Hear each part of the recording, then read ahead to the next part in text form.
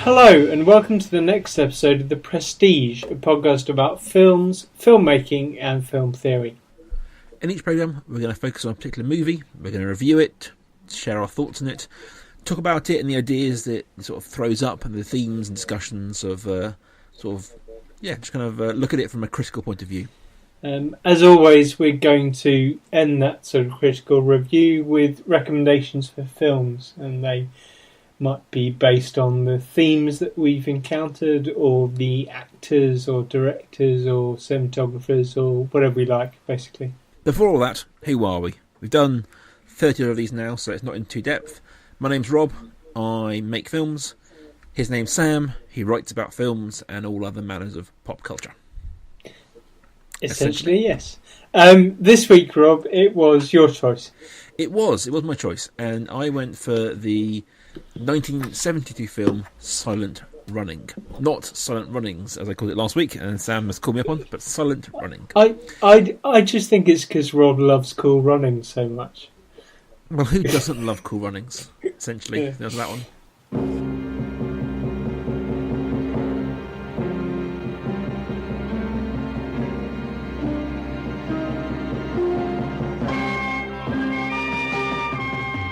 Space convoy on a strange voyage, carrying a rare cargo. The forests, the plants, the growing things doomed to extinction on Earth.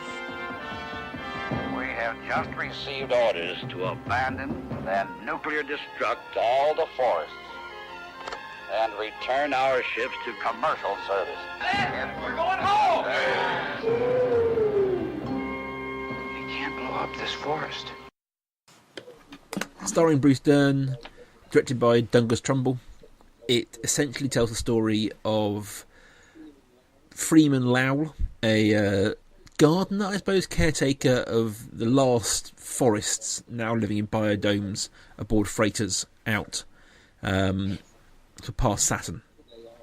They are more caretakers than gardeners, you'd say. They have there's 4 of them on the freighter. They have some drones that look after them and things around them. The orders come down from Earth to jettison and destroy the forests. They no longer have a use. We no longer as a society have use for plant life and animals. Lau, played by Bruce Dern, goes rogue and decides to strike out on his own, protecting the forests. And essentially the film mostly is his journey from there on out. I'm sure over the course of this podcast we'll get into spoiler territory, but I think for the moment I'll leave it there. Sam, we both discussed last week, we haven't seen this film in many, many years. How was it coming back?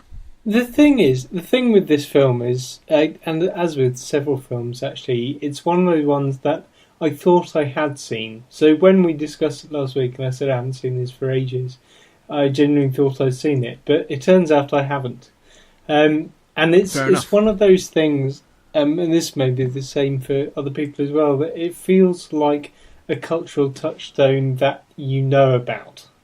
I think that might have been what I started from, where I started from, because it just felt like I knew about it. It felt like I had seen it, but I hadn't. This was my first time, and I suppose I want to start with the last note I made, which was, this is a completely ridiculous story, but there are some really important ideas thrown up by this.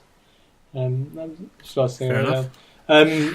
And also, I suppose, I kind of wish I'd seen this before I saw other films. I know you don't particularly like it, but it would have been interesting for me to see this film before seeing Wall-E, for instance. And then another film that we both liked much more, you more than I did, was The Martian last year. And this idea of being Matt Damon being the botanist left alone on the planet is sort of he's the cultural grandson of Freeman Lau's character, this botanist in outer space. So I felt it was very important for that. I suppose one of the things that struck me is why was this idea of preserving life so important in films about space?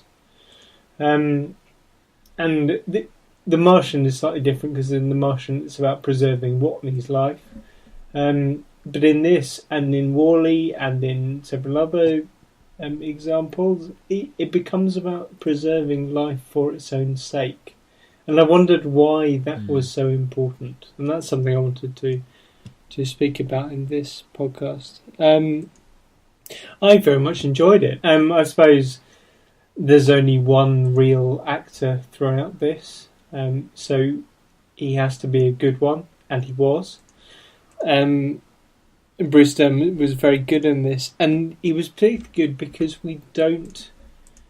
he's not what you expect. You expect this guy who is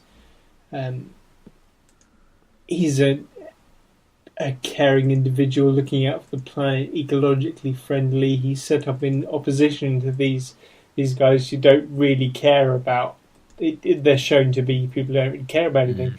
And you think, oh, well, then he must be a good guy. And then the first real scene you see him with the others in is the poker scene, in which he is horrible.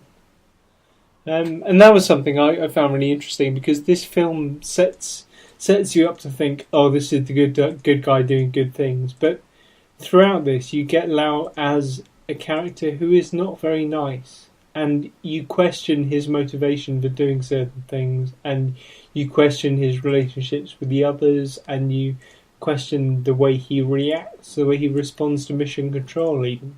And that was something I found really interesting in this film, was how it didn't go where you thought it was going to go. Fair enough. It's quite a review, Sam.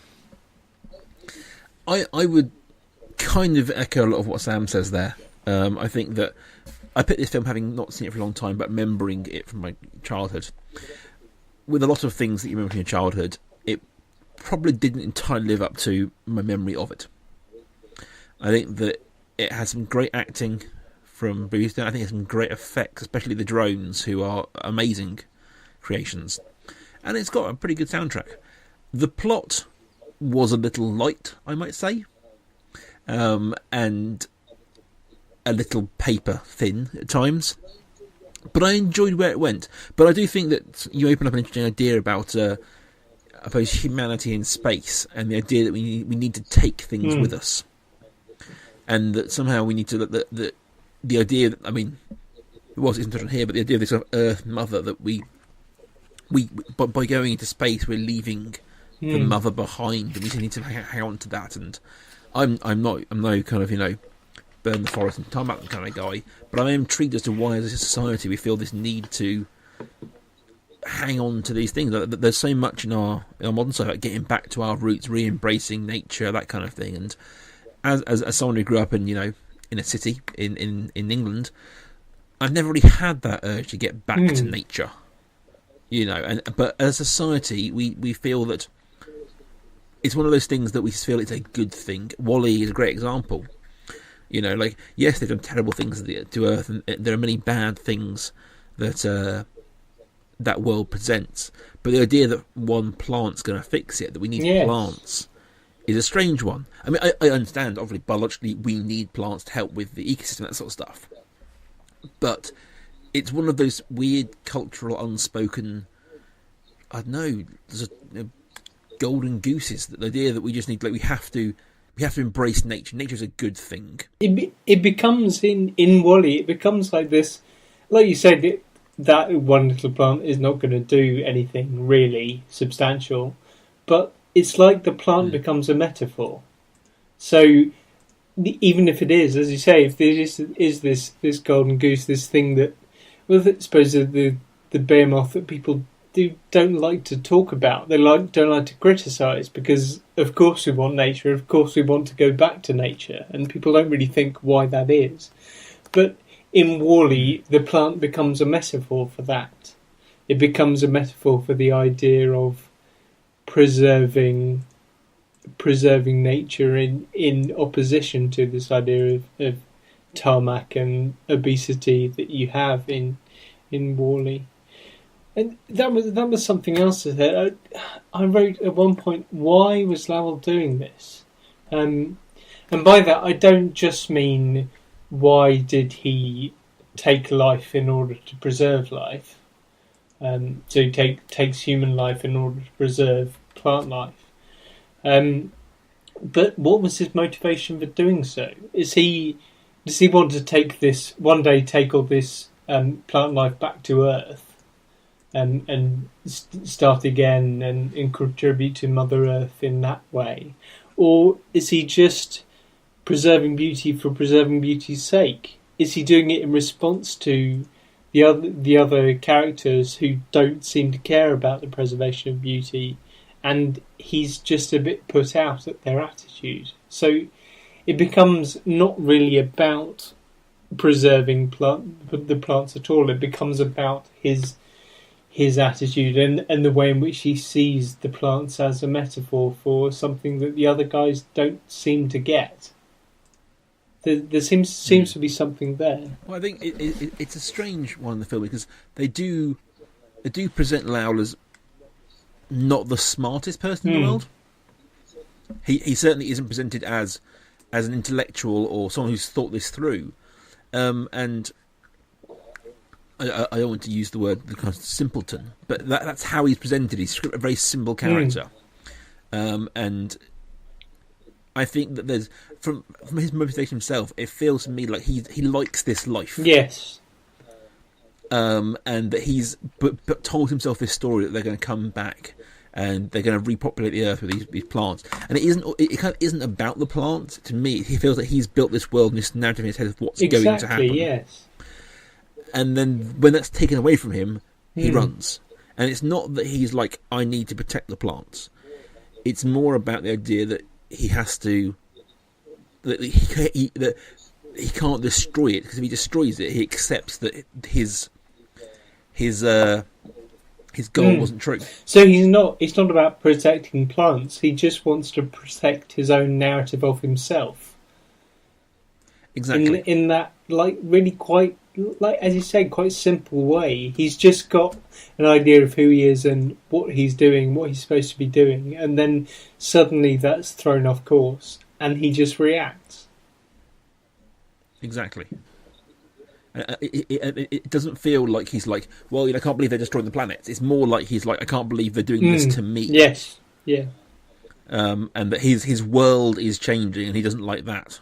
That goes on to something that when he's talking to Mission Control, and they think he's done one thing, they think something's gone wrong, and he has sacrificed himself, or is willing to sacrifice himself for the greater good, or they're not really sure what has happened, but they're just trying to be positive about him.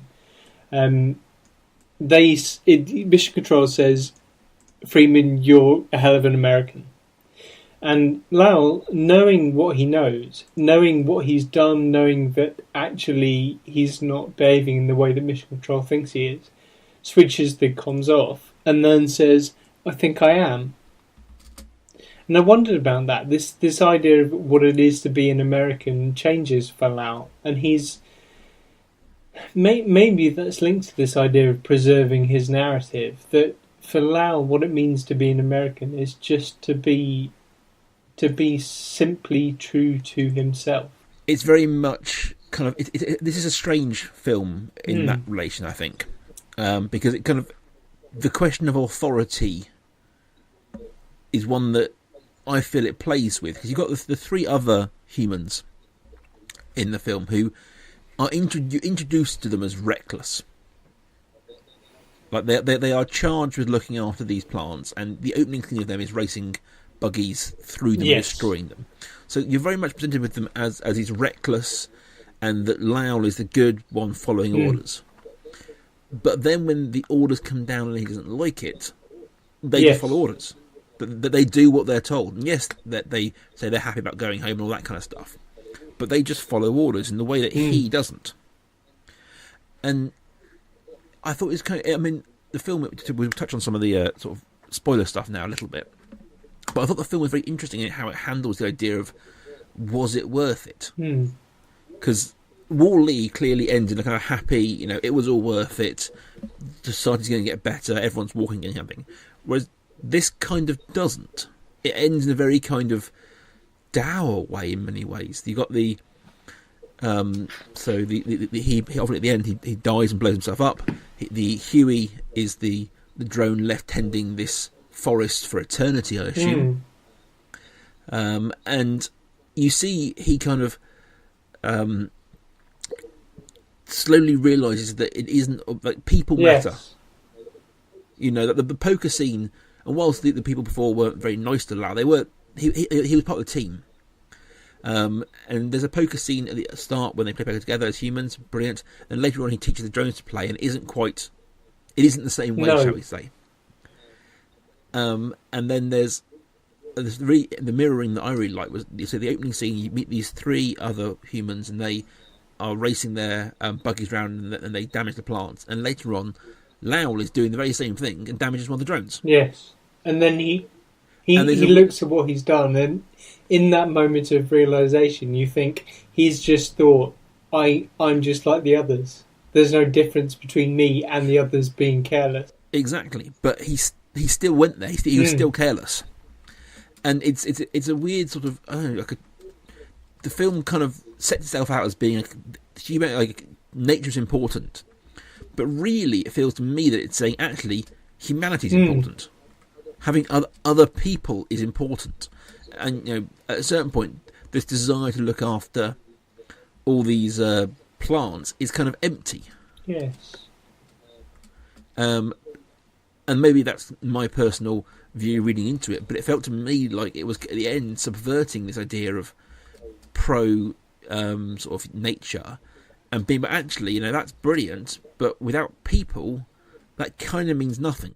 And that's, I suppose that's highlighted when he sets the forest off with the drone and he kills himself, because he has realised that his own narrative arc is a horrible one and has to end with his death. And you see that, I suppose you see that prefigured in the poker scene with the drones when one of them does something. One of them bests Lau, and he laughs hysterically.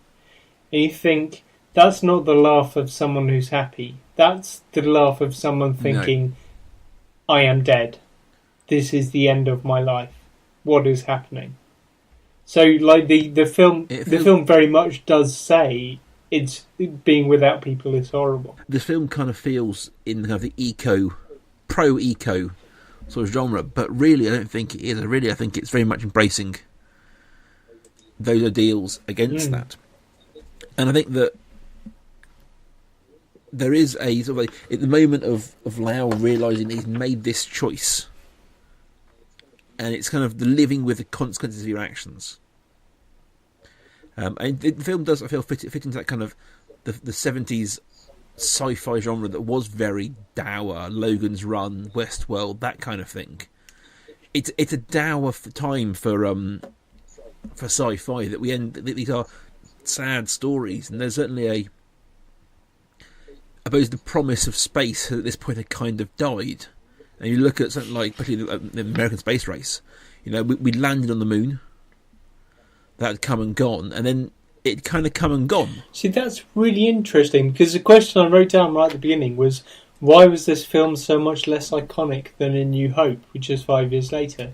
And there's the answer right there that you've got, because this film is not as iconic for a generation or more of people, because this film is about the death of humanity's space dream, and A New Hope towards the end of the decade is more about picking things up and moving forward into the 80s and it being more modern. Whereas this film felt very, very much like around that idea, around that time of, we haven't got anything else to strive for. Yeah, it feels like this era of film is kind of like we went to the moon and we rode the high of the late 60s in the space race.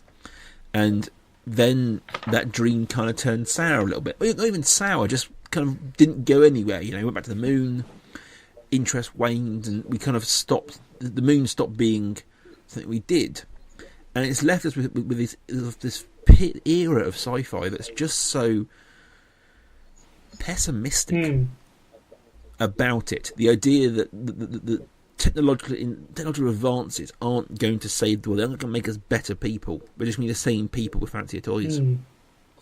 And you're right, it did take New Hope to go, actually, screw that, let's have fun. And like we touched on Star Wars a few weeks back for Force Awakens, but they are fun films. At the best, they are a fun ride. You know, it is clear-cut, good and bad guys. You know, literally, it's American farm boys versus the Nazis. Is what the first one is. Yeah. You know, that's at a core way. Whereas this is, as you say, Lyle isn't a nice guy.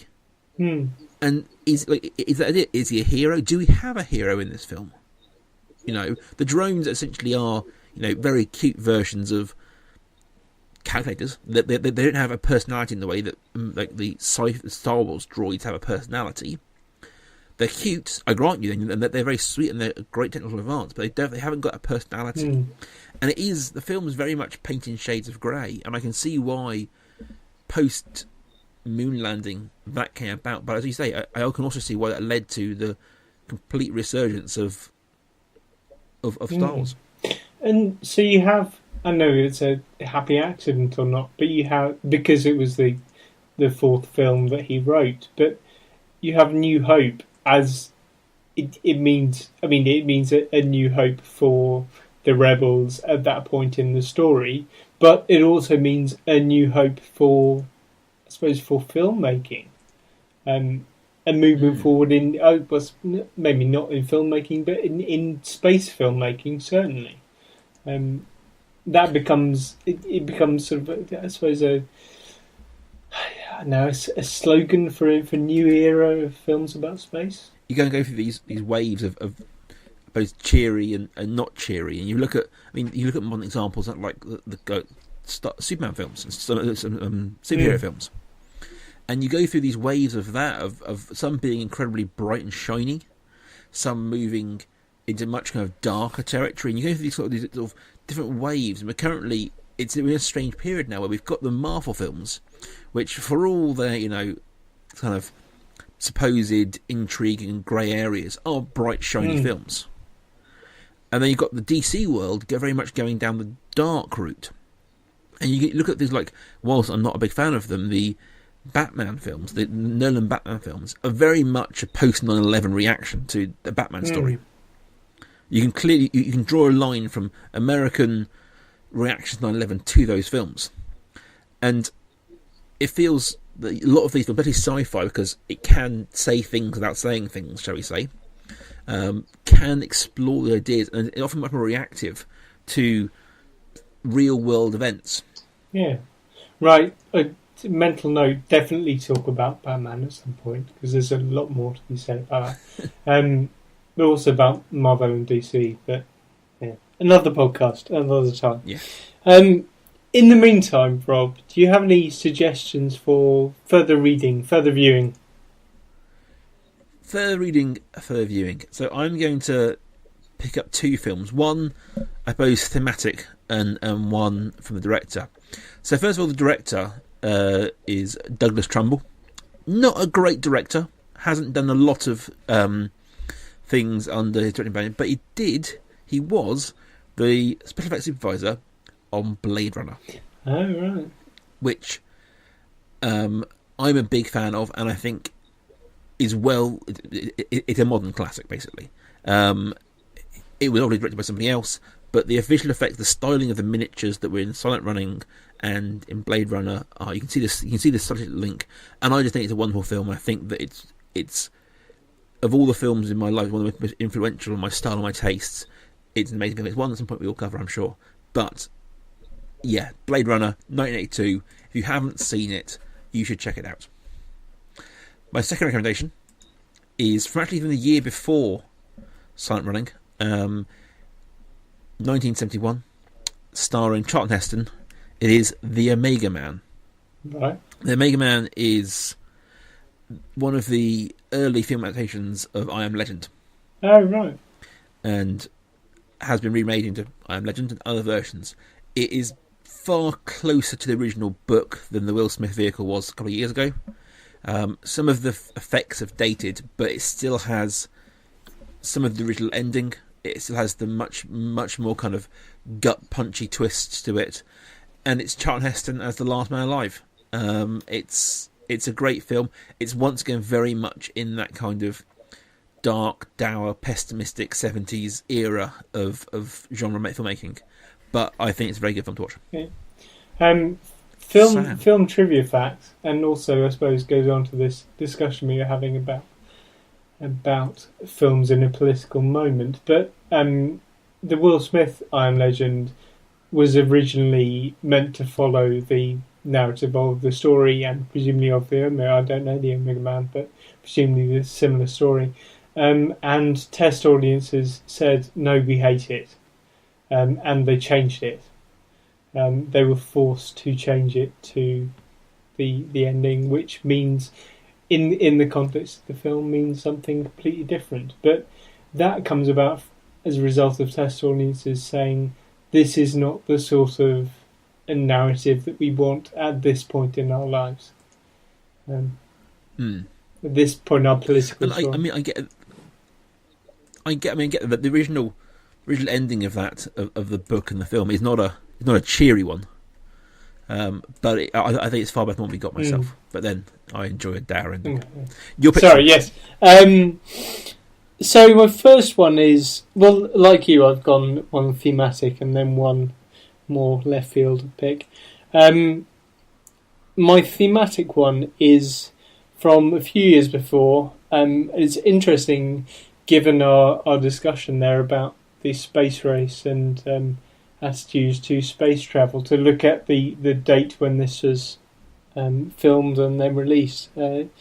It's I'm not sure it needs a recommendation, but it's Stanley Kubrick's 2001 Space Odyssey, which is 1968. I know it is seen as a classic. It's something that you've said before, you've touched on before, talking about Citizen Kane. I mean, something can be a cinematic classic and not be much fun. So I'm going to say I don't much enjoy 2001. I think it's a bit bizarre. There's a very famous editing break at the beginning where something fundamentally different is done with film editing, and it just leaves me cold, because I just look at it and think, well, yeah, okay, that was clever, but so what? And that's my attitude to this film in general, is a bit so what. So actually, in terms of, while I think this isn't as great a film, I don't think Sun Running is good quality wise. I enjoyed it more than 2001, but I think certainly if you haven't seen it, it's a good one to have seen in terms of certain cinematic milestones. Fair enough. And my second one, I wanted to bring up Bruce Dern again, because I was really impressed by his acting performance in this. His verbal acting with the other characters, but also just his physical acting. You see the way his body moves when the explosions go off and he's in the domes. And I looked at his career, and he has a long career, not a particularly illustrious one. But I did want a recommendation that celebrates him, and he was a slave trader in Django Unchained. He was Old Man Karakan, a thoroughly unpleasant, as you'd expect, old white slave trader in Django Unchained. He's also incidentally in The Hateful Eight, but as I haven't seen that yet, it seems I shouldn't recommend that. So those are my recommendations. Have you seen it? Fair enough. Have you seen The Hateful Eight? I've seen Django Unchained. I haven't seen The Hateful Eight. Hateful Eight, yes. Yeah. I haven't seen the Hateful Eight yet. Oh, right. But I'm hoping to see it soon, but I haven't got out there yet, I must say. Next week. Right. I have, I hesitate to call it a mood board. I've just written a load of titles on my wall.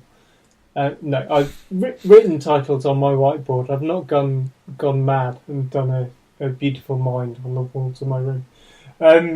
So, did you think something worthy or something possibly quite ridiculous? I say ridiculous myself, but then I collect VHS, so I may not be the person to judge anything. Okay, well then we'll go slightly more ridiculous. Although I have heard some good things with reservations about it, but it's generally thought to be a pretty absurd film. It's the 2013 Johnny Depp version of The Lone Ranger. Okay. There's you want a ridiculous, you got ridiculous.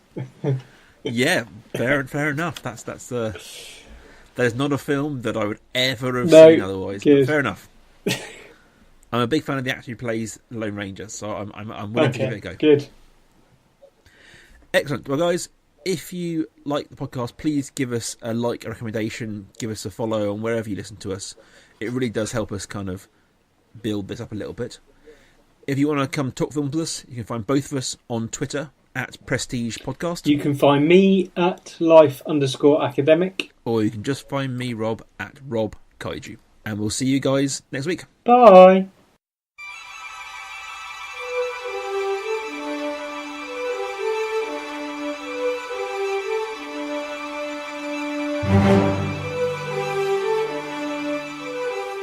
The Prestige is a Kaiju Industries production. Check out their other work at facebook.com/Kaiju Industries. Rawr!